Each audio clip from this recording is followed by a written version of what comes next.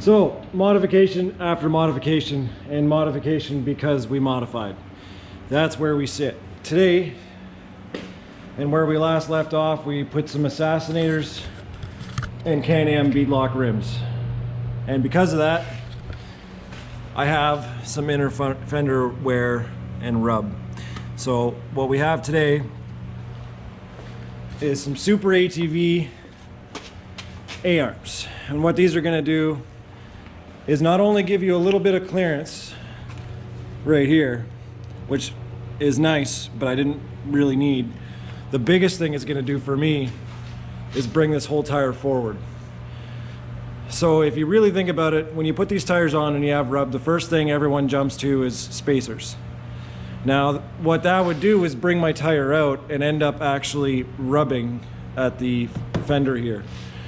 So there's another way of doing that too. A lot of people sell floorboards. I didn't really want to get into that right away. So what these A-arms are going to do is bring it forward, and that's actually going to bring it farther away from that inner fender and a little more forward into here. So we should be able to fit these 29.5 10 wide Assassinators. Most people will do 8 wide on the front and 10 wide on the rear, and you'll get away with it no problem. When I switch to these rims, their back spacing is a little shorter. So essentially, it's the stock rims are an offset of about 3/4 inch out this way. And that was more than enough for the 28/9 wides. So in this scenario, because I lost some back spacing and because of these 10-inch wide tires, I have to switch out some A-arms. So what that means is I basically remove the stock versions of these, and once I have them out, I have to take the ball joints and the bushings and swap them into this. If they're in bad shape, I'll probably just go get some new ones and call it a day and put these in there. Now it looks like it's going to be a bit of a tight scenario, but we'll start by removing the tires, letting go of the shocks, putting those aside, and then start digging into these A-arms. I don't think it'll be too bad, but still definitely a project. And once that's done, like I said in the tire video at the back here, I'm just gonna knot a chunk out of the plastic so everything's hunky-dory here. These trailing arms, like I explained before, when they actually compress, they swing outwards. So as I'm riding, they'll actually go farther. I just want to take this chunk out before something else does. Get a little rock in here or some mud and it starts chipping away at this and they shatter, especially in the winter. And I've seen a lot of stock bikes that do that on their own. Might as well be preemptive about it. So by the time it's done, it should be all sorted out, hopefully. The math isn't perfect, but I might end up doing a small spacer. I'm going to see if I can get away with just the different A-arms from SuperATV. So when I had this problem, I did the same thing. I thought spacers, that'll sort it out, but not quite. So I got talking to Trevor from Dirty Life, and he said, I've got the answer for you. We'll send these out right away. So yeah, let's start tearing down and then get the ball joints pressed out and everything like that and get at it.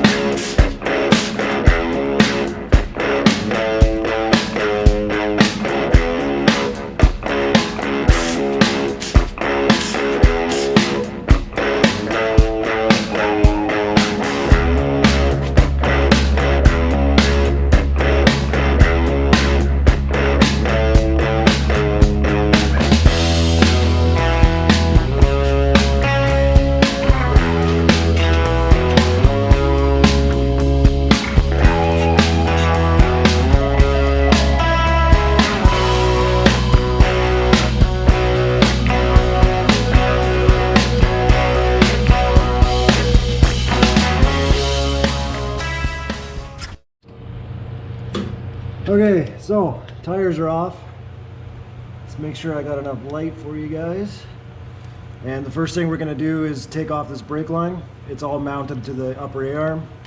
And all it is a T25 Torx. So we'll start by taking those off. There's two of these, just holding on to your brake line. And it's just a clip nut on the other side, so you don't have to worry about holding anything. After we've got that done, we'll probably hang the brake caliper, check our pads while we're at it.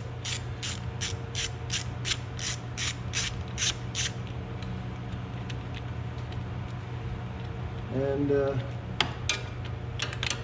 should be good to go that way. So we'll get these off.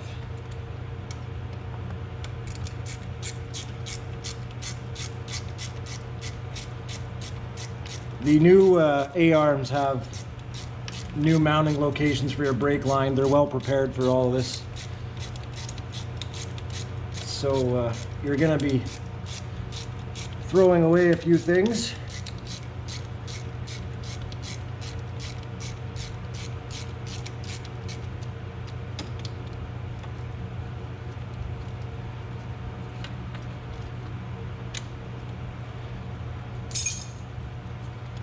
And they just come off like that.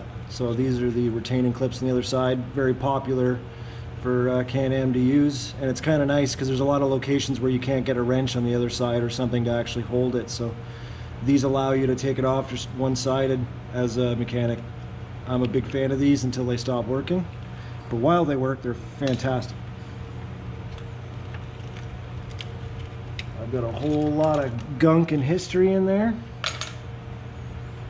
But now that's off, and we'll start by taking the caliper off now. So at the back of the caliper, it's just two 15mm bolts. So you just, I prefer the ratcheting wrenches, but I mean you could use just about any socket that'll fit back here. It's kind of nice that way. I've worked on plenty of worse machines. But I'll pull these out, and make sure when you're reassembling this stuff, a little bit of anti-seize is your best friend, or at least your mechanic's best friend. We're gonna see how bad these pads actually are. Oh, yeah. My machine is newer, so a lot of this stuff is being forgiving, but I'm sure down the road, anti-seize and stuff like that, with the amount of water we go through, will be a big deal. As you can see, they use their Can-Am Loctite, and the way I know that is typically Loctite isn't yellow. I know there's a yellow variant, but Can-Am loves yellow specifically. There's actually, in some of their warranties, it mentions if you don't use some of their yellow Loctite that it'll void warranty. Look into that. Warranties are sketchy as a whole, but so that's it, that's off. And I've actually got a ton of pad left. I don't know if you can see that there, but I use my engine brake primarily because I've been warned about terrible brake pads, and honestly these haven't really been touched, so I'll be curious to see the other side and the rears. It's been a while since I checked, but that's not so bad. Right on. So now that's out of the way, we'll start doing the tie rod and the shock.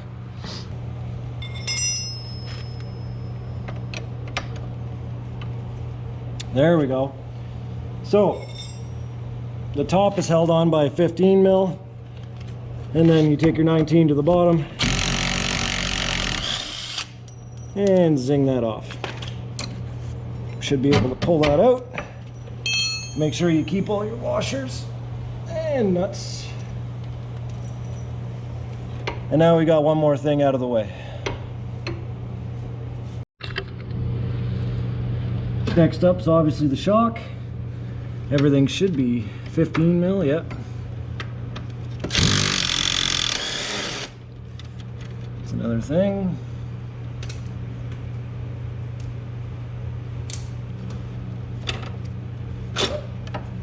And we got our shock off just like that.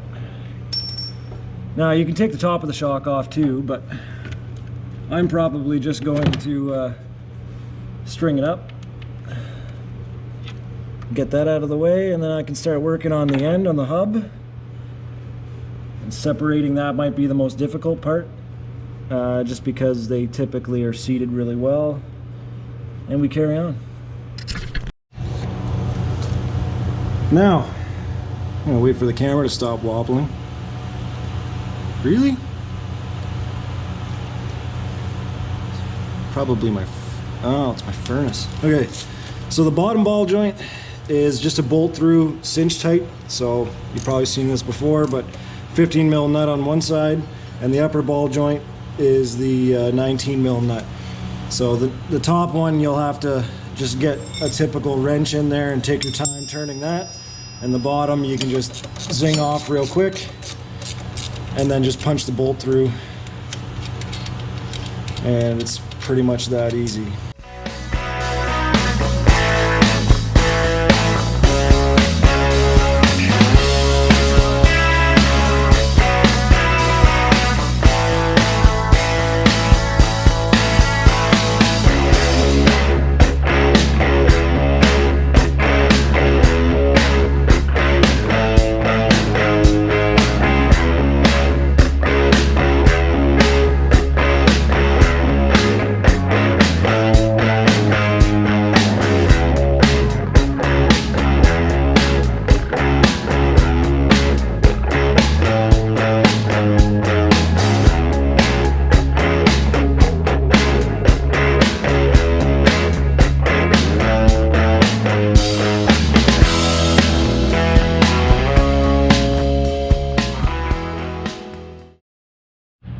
So there it is. It's unseated from the hub completely. I took the top one off first. I basically put a pry bar under this bolt and it hit the top of the axle, and I just pried it up and it came off no problem. Once that was off, I basically picked up the whole hub and I hit the bottom A-arm with a soft blow hammer, and boom, there's that. So the next thing to do is to literally pop the axle out by giving it a good tug, and then all of that's out of the way. Then we actually start removing the A-arms.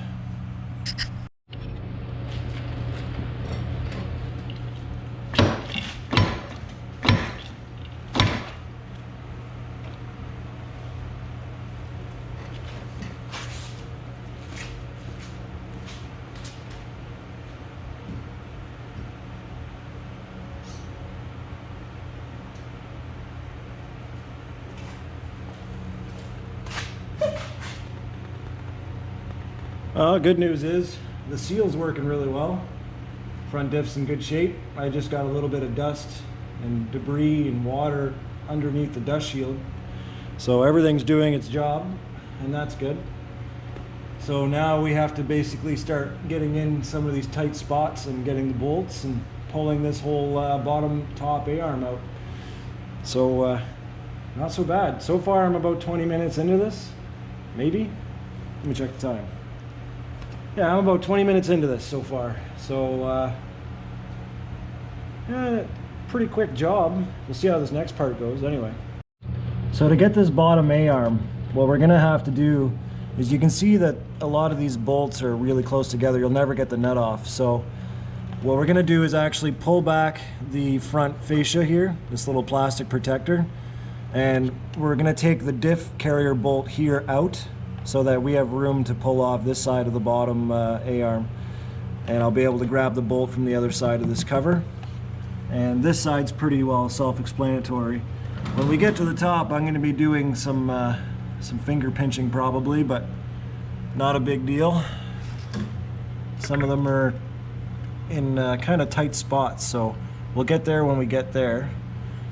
But for now, I'm gonna start with that, and that should work out all right. I'll have the bottom off anyway.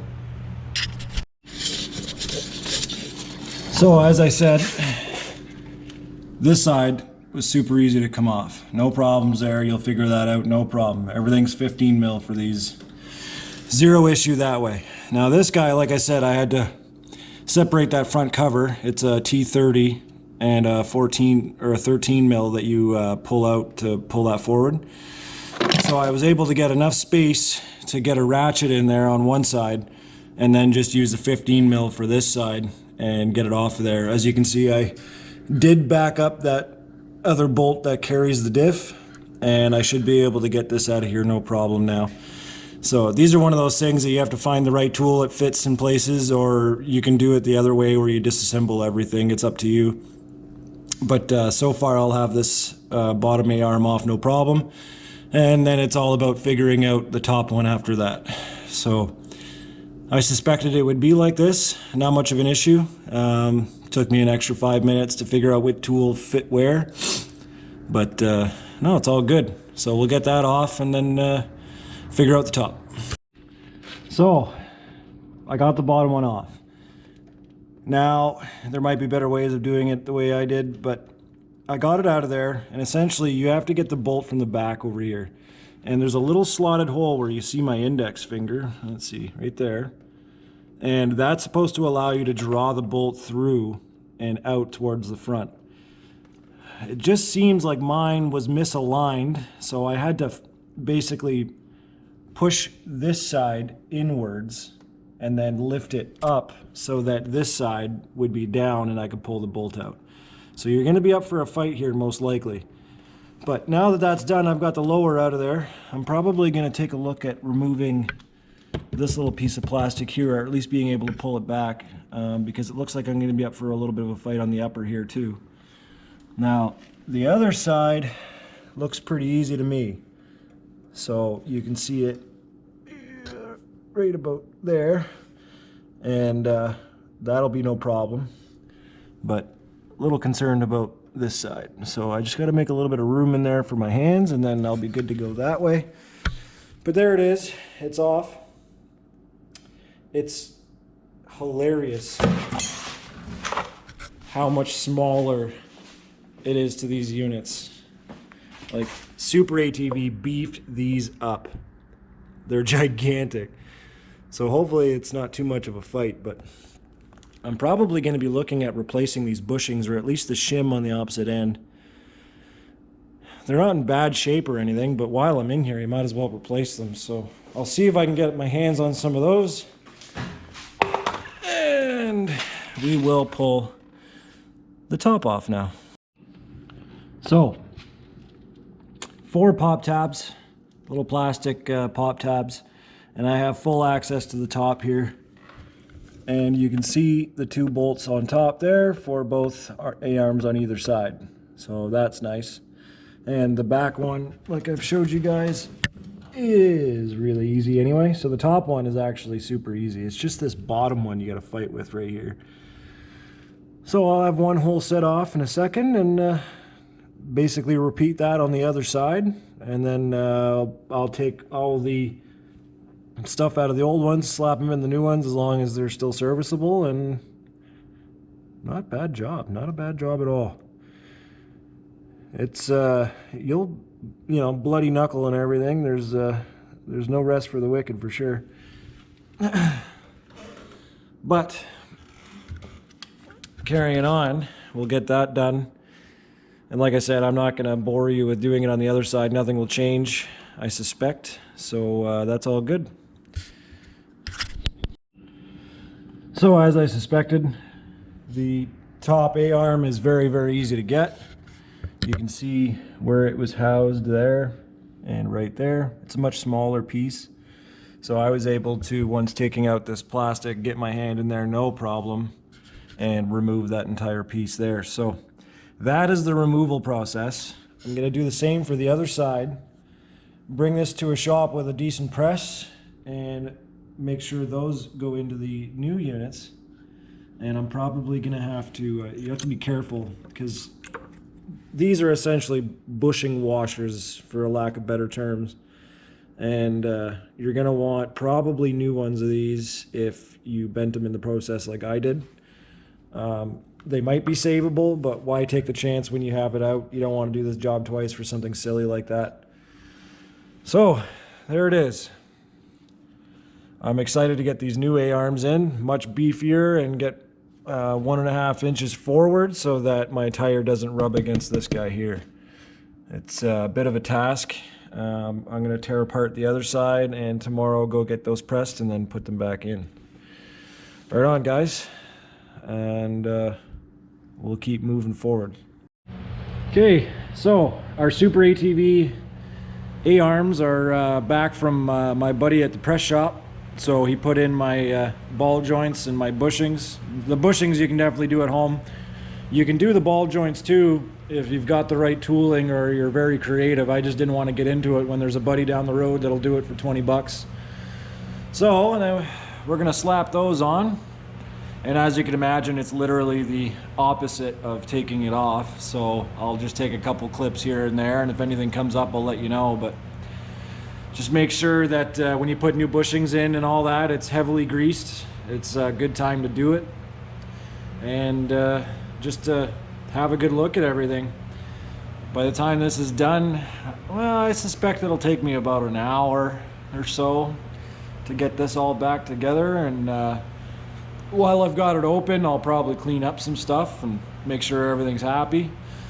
But yeah, live and learn. It's the first time really digging into the front end like this, so yeah, we'll see how the rest of this goes and we'll get this stuff on. So I've got the arms on, literally the opposite of install except for one thing. On the upper A-arm, there's a little bracket that's attached to your actual steering box. When you're installing them, it's easier to take off that top bracket, put in your two A-arms, and then put the bracket on. That way you have all these little tin bits, these little sheaths that go over your bushings, and they come off if you try to jam them in. So I found taking that bracket off, putting the A-arms into the bracket, and then reinstalling the bracket on the steering box to be much easier. But other than that, you can see everything fits in the stock locations. Some of these lower A-arm bolts are just as hard taking off as they are putting on. So, but you'll get them, no problem. Oh, what a mess. So here they are. The one thing I did forget to do, and I was talking to Trevor from Dirty Life, and he very quickly sent me some instructions that I did not use, my bad. But this actually has to go on top of the steering box pitman arm. And what it does is when you turn your steering bracket, these ends here will actually stop your steering from moving anymore. And this is crucial when you don't want your 10 wide tires to rub on the inside fender. So what we're going to do now is basically remove those two tie rod ends from the bracket, and then on top of the bracket, this unit's going to go on it. And then you reinstall your tie rod ends, and when you go to steer, these ends will actually hit a metal chunk on top of your steering box and stop you from turning too far. So that's part of the kit that you need to install to make sure everything works properly. So don't forget it like I did, and luckily you can do it after the fact, no problem. So that's good. When that's all said and done, the kit comes with a few little tie downs to secure your brake lines, and then you put your tires back on and go for a rip. So everything's good that way. And I'll finish up the video in a moment when I get this thing on. Okay, so I finished up the A-arm install. It's all on and good to go. Everything's tightened down, double checked, triple checked. But a few problems. One, this corner here is definitely not aligned. You can probably see it right even in the GoPro camera. It is way off. So that bottom A-arm is adjustable, and this kit is supposed to be good to go. SuperATV definitely messed up somewhere here. So that one, I don't know if you guys are gonna pick this up, but it is significantly short on the bottom A-arm, which I didn't pick up from the beginning. The kit says right off the bat it is pre-aligned and good to go, and that is not the case.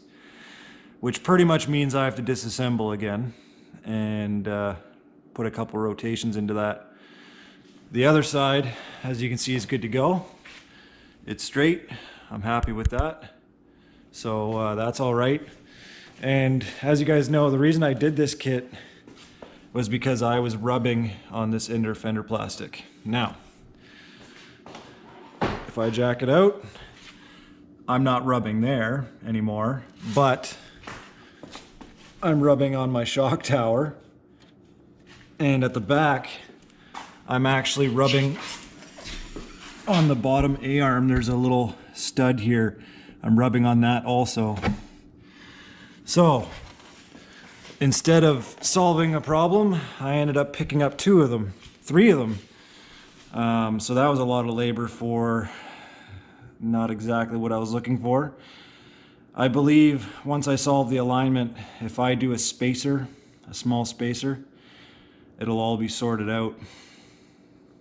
I think what it comes down to is I went from the stock XMR rims to these bead locks, and the back spacing is a little different. It has more of a positive offset, so it actually didn't do me very many favors. So if I do like a 1/2-inch spacer or so, everything will be back to normal. I don't like spacers as a whole, but I don't really have a choice. So that's where I end off on this. SuperATV, I hope, really triple checks their products. Obviously this one made it through. So now this is my second issue doing these upgrades so far. These bolt-on mods aren't working out for me very well, but it is what it is. And this stuff does happen. Like I keep saying, it just seems to happen to me. Oh well, I won't be defeated by it or anything. It is what it is. We'll make it work, and I'll contact SuperATV and a few other people and make sure this gets all sorted out. Hey guys, I just wanted to give you a quick little last minute update. A couple days later, I've got the A-arm all aligned and things like that. I just wanted to talk to you about a few minor things that I've noticed. One of my bits I was telling you about, a little bracket that goes above your actual pitman arm on your steering box.